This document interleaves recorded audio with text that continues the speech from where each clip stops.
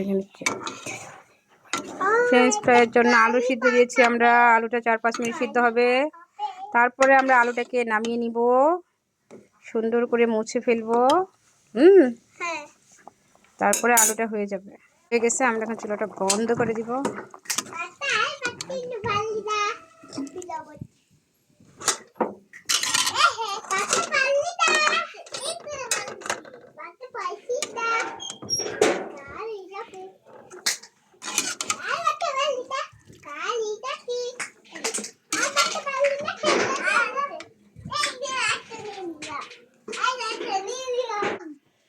তো এখন এখানে টিস্যু দিয়ে পানিগুলো সুন্দর করে আলুটা মুছে নিতে হবে।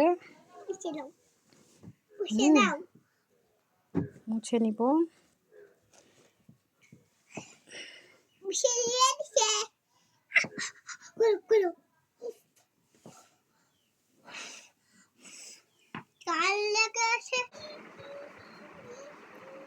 তো তারপরে আমি এখানে চাউলের আটা দিয়ে একটু মাখিয়ে নিচ্ছি।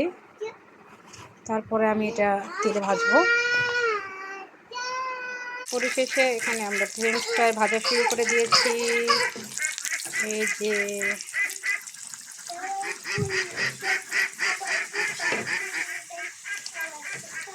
যদিও প্রথমবার বানাচ্ছি, কেমন হয়েছে অবশ্যই বলবেন, আর আমাদের চ্যানেলটি সাবস্ক্রাইব করবেন।